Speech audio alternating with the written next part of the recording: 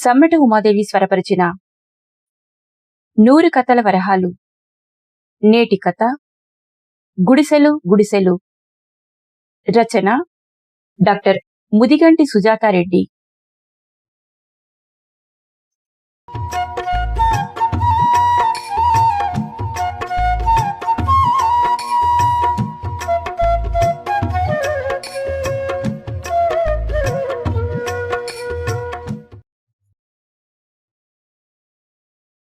చీకటి పడింది.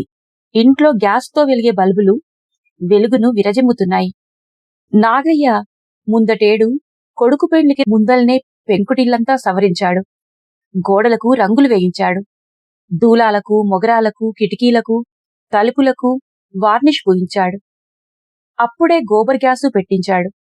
ఆ గ్యాస్తో ఇంటి నిండా బల్బులు వెలుగుతున్నాయి. వంటకు గ్యాస్ అయింది. పిడికలతో, కట్టెలతో పొగబాధ తప్పింది కాంతమ్మకు.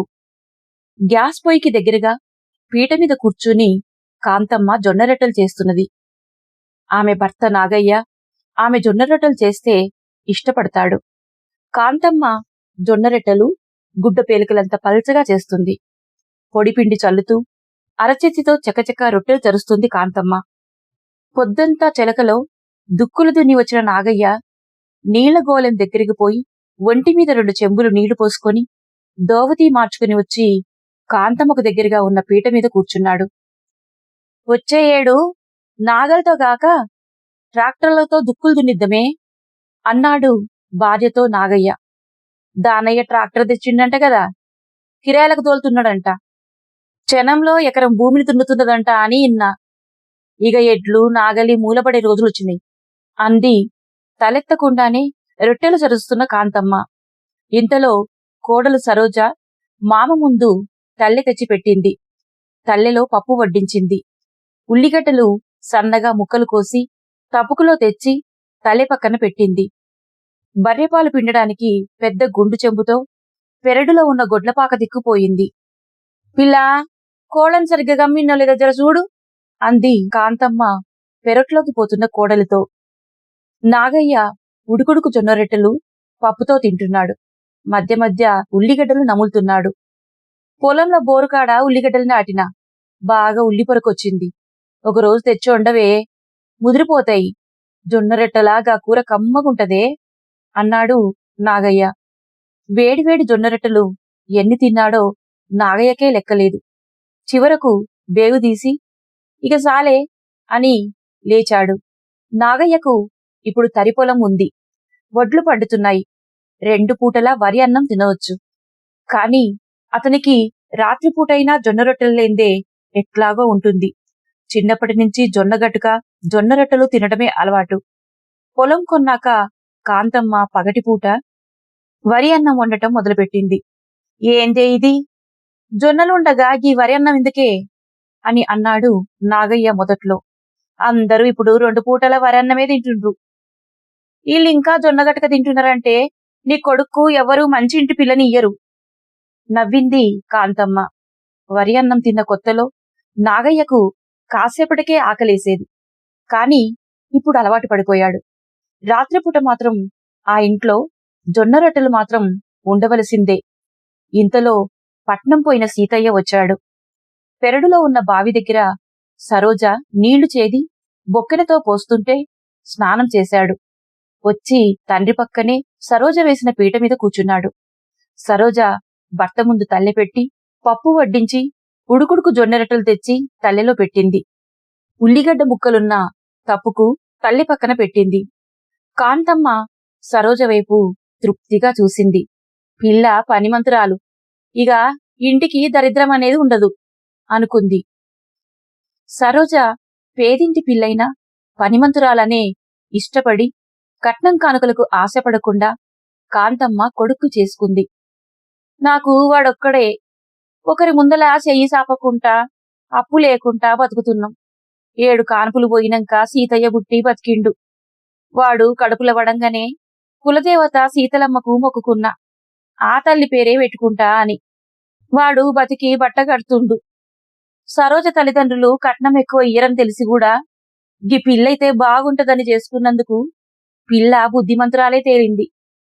రొట్టెలు చరుస్తూ కాంతమ్మ ఆలోచనల్లోకి వెళ్ళిపోయింది.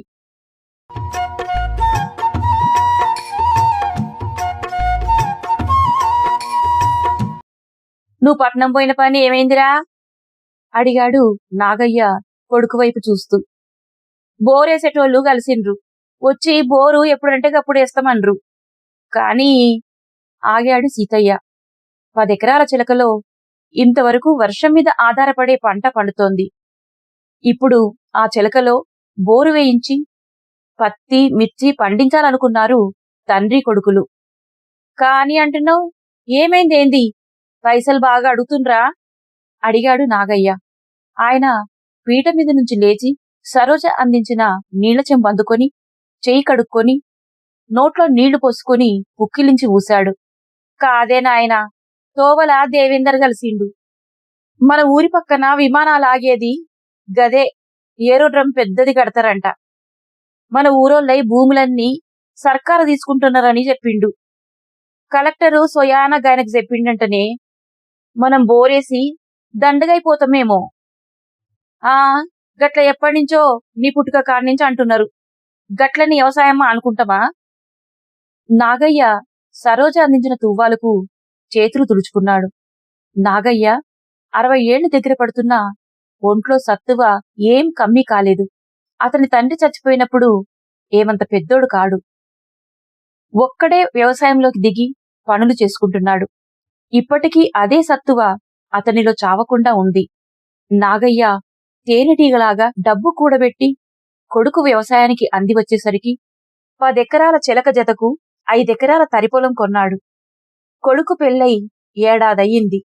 మనమడు పుట్టే తలకు ఇంకా 5 ఎకరాల భూమైనా కొనాలని ఆశగా ఉంది నాగయ్యకు.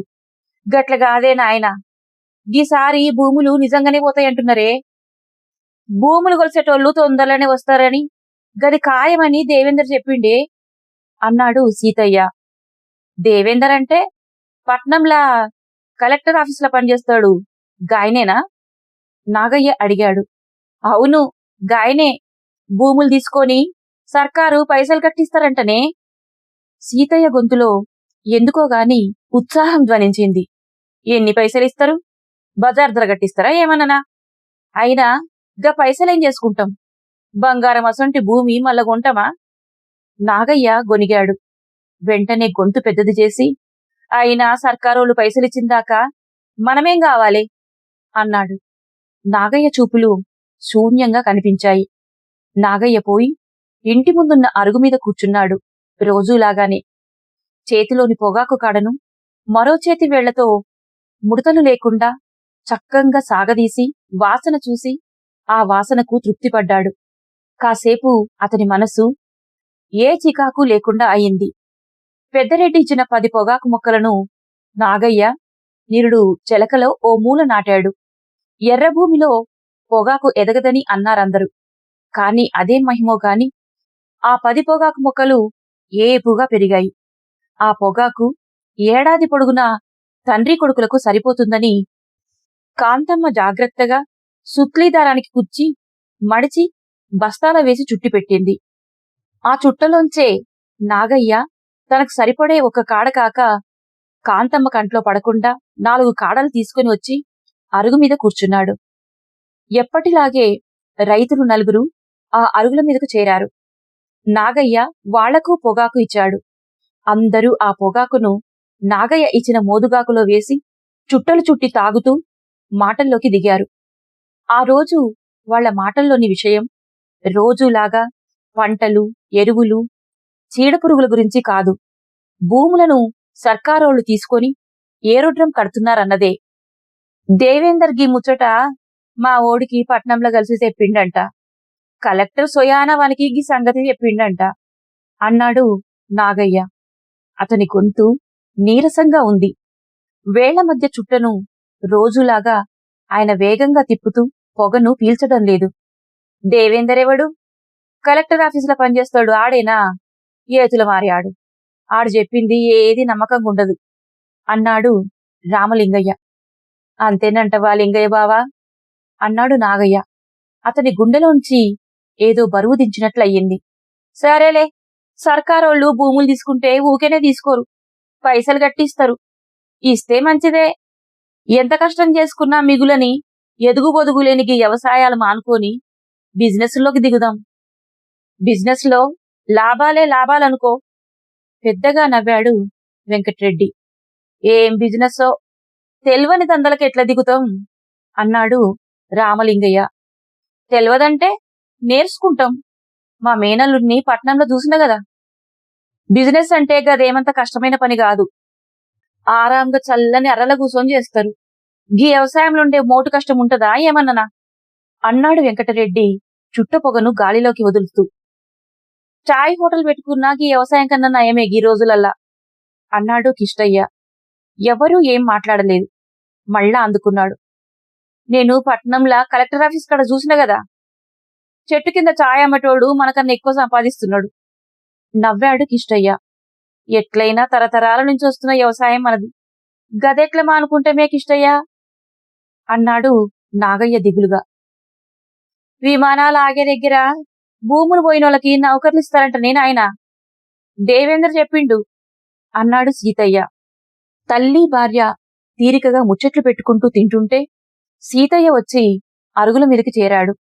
ఇంకేంది, ఇంటికొక్కనికైనా నౌకరు పెట్టించాలే అని అందం అన్నాడు కిష్టయ్య గంభీరంగా. మనం వ్యవసాయాలు చేసుకుని మా రాజులు లెక్క బతికేటోళ్ళం. గిట్ల ఊడిగాలు చేయటం మనతోట ఏమైతది అన్నాడు నాగయ్య. అతని గొంతులో నిస్పృహ ధ్వనించింది. ఎప్పటికొక్క తీరుగుంటదా నాగయ్య మామ అన్నాడు వెంకట్రెడ్డి. సీతయ్యకు ఇక అక్కడ కూర్చోబుద్ధి కాలేదు. సరోజ అర్రలో తన కోసం ఎదురుచూస్తుంటదని మనసులో మెదలంగానే సీతయ్య లేచి లోపలికి వెళ్ళిపోయాడు. పంట పండించి పోసుడు తప్ప మనకేం పనులొస్తాయని నౌకరీలు చేస్తాం నిట్టూర్చాడు నాగయ్య. గదే మెల్లంగా అలవాటైతది అన్నాడు వెంకటరెడ్డి. అంతే మరి, కాలంతోటి మనం అన్నాడు కిష్టయ్య చుట్టగాటును తుపుక్కును ఉమ్మేస్తూ. చూద్దాం ఏమైతదో అన్నాడు నాగయ్య లేస్తూ. ఇంకా అతనికి భూములు సర్కారు తీసుకుంటుందని నమ్మకం కలగడం లేదు. గిన్ని భూములు సర్కారు తీసుకొని ఏం చేసుకుంటది? అతనికి నమ్మశక్యం కాకుండా ఉంది. అందరూ లేచి ఇంటితో పట్టారు. కాని అందరి మనసుల్లో భూములేమైపోతాయో అన్న సమస్యే మెదులుతున్నది.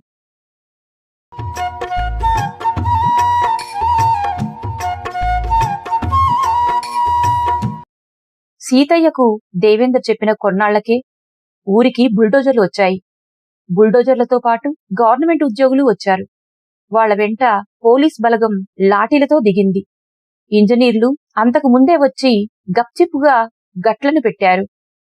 రైతులకు ఉత్తరాలు వచ్చాయి.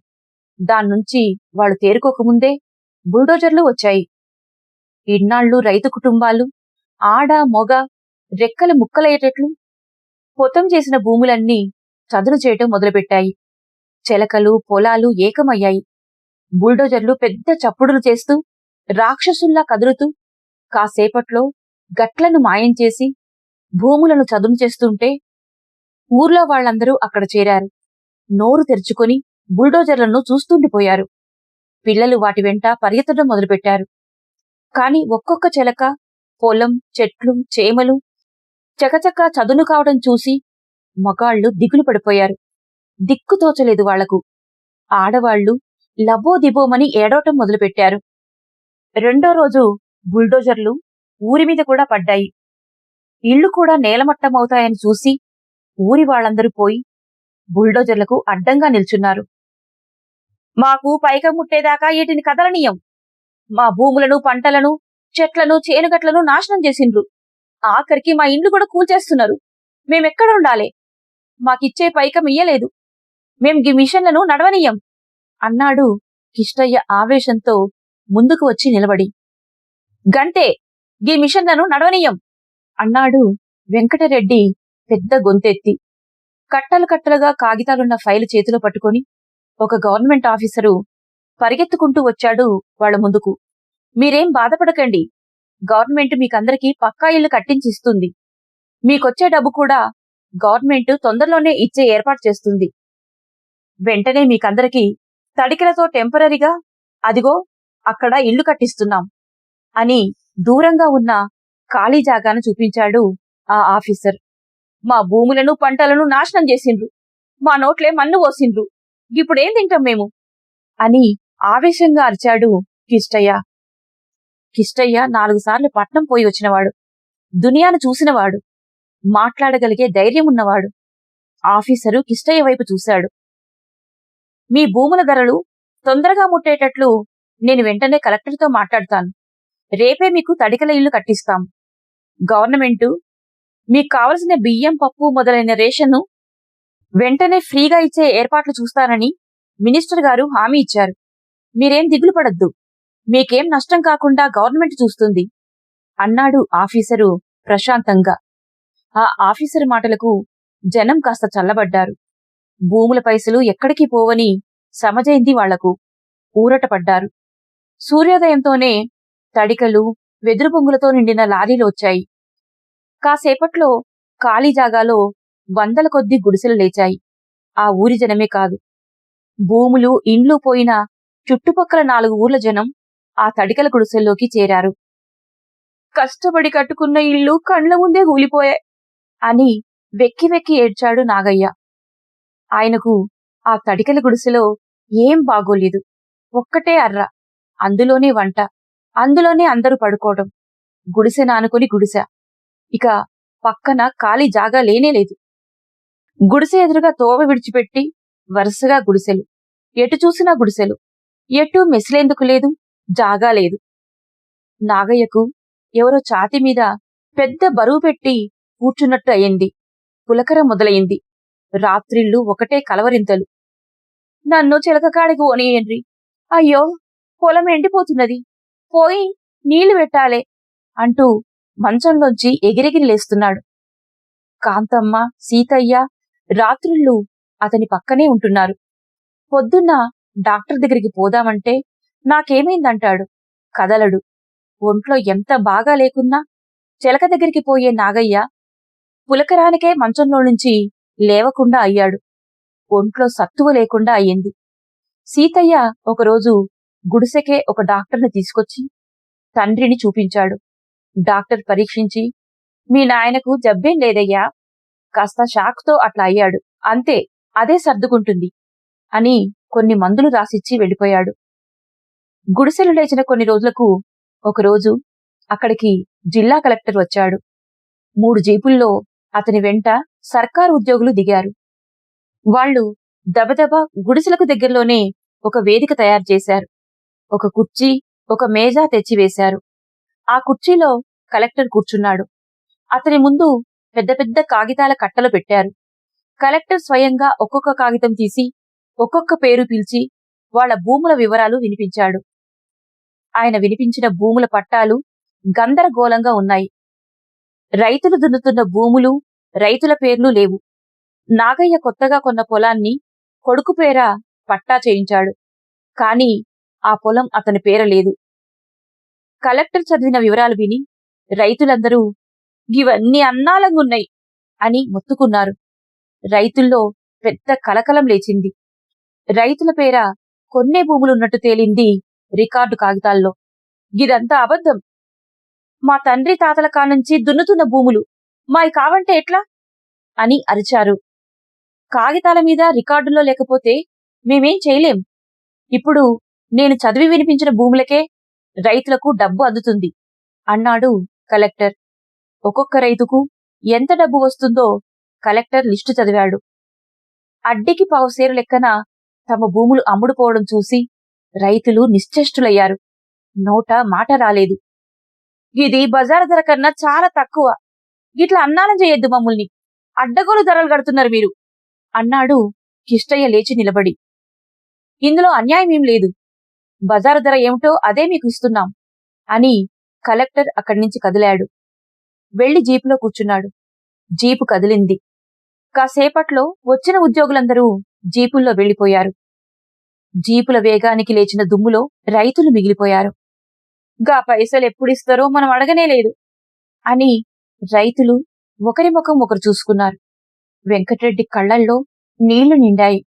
మనం ఈ అన్నయ్యాన్ని ఎదిరించి కొట్లాడదాం అన్నాడు కిష్టయ్య పిడికిలి పైకి లేపి.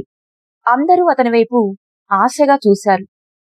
నాగయ్య మంచంలో నుంచి లేవలేక అక్కడికి రాలేదు. సీతయ్య వచ్చాడు. అతను ఏమీ మాట్లాడలేదు. నౌకరీలిస్తమన్రి గదాన్ని ఎవరూ అడగలేదు అనుకున్నాడు సీతయ్య. పైకి ఏమీ అనలేదు.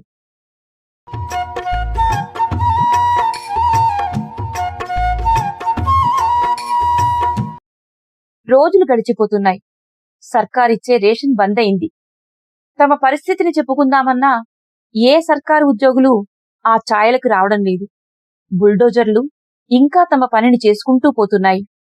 ఒకప్పుడు పచ్చని చేనులు, పొలాలు, చెట్లు చేమలతో నిండిన భూములు ఇప్పుడు మిట్టపల్లాలు లేకుండా చదునై భూమి ఆకాశాన్నంటేదాకా ఎర్రగా, నల్లగా ఒక్క రాయి రప్పా లేకుండా కనిపిస్తున్నాయి. ఎవరి చిలక ఏదో, ఎవరి పొలం ఏదో జాడ లేకుండా పోయాయి. ఒకరోజు గుడిసెల్లో ఉండే వాళ్లందరూ మీటింగ్ పెట్టుకున్నారు. ఆవేశంతో పోయి బుల్డోజర్లకు అడ్డుగా నిలబడ్డారు. మా భూముల పైసలియ్యందే వీటిని నడవనియ్యం. మాకు పక్కా ఇండ్లు కట్టించి ఇస్తామంటేని ఏవి మా సంగతేందో చూడకపోతే వీటిని కదలనియ్యం అన్నారు గట్టిగా. ఇది విని కాంట్రాక్టరు ఎయిర్ కండిషన్ కారులో కూర్చున్నవాడల్లా ఉరుక్కుంటూ అక్కడికొచ్చాడు. అయ్య బాబోయ్, మీ భూములకిచ్చే డబ్బుల సంగతి నాకు తెలీదండి. అవన్నీ ఇచ్చేవాళ్లు వేరే ఉన్నారండి. నేను కాంట్రాక్టర్నండి. కావలిస్తే మీకు కూలి పని ఇస్తానండి, చేసుకోండి. అంతేగాని నాకేం తెలీదు బాబోయ్ అని కాంట్రాక్టరు నివేదించుకున్నాడు. జనంలో కొందరికి అతను చెప్పింది సమంజసమే అనిపించింది. తిండి లేక మలమల మాడే కన్నా ఏదో ఒక పని చేసుకున్నది మేలనుకున్నారు. కాంట్రాక్టర్ దగ్గర మట్టి మోసే కూలీలుగా చేరారు. ఆ రాత్రి గుడిసెల మధ్య ఉన్న ఖాళీ జాగాలో అందరూ పోగయ్యారు. సర్కారు మనకిస్తామన్న భూమి పైసలు ఇంతవరకు ఇయ్యలేదు. ఎవరూ ఇక్కడికొచ్చి మన గోస చూస్తలేరు. అందుకని రేపు మనమే పోయి కలెక్టర్ను విషయమేందో అడుగుదాం అన్నాడు కిష్టయ్య. అందరూ ఒప్పుకున్నారు.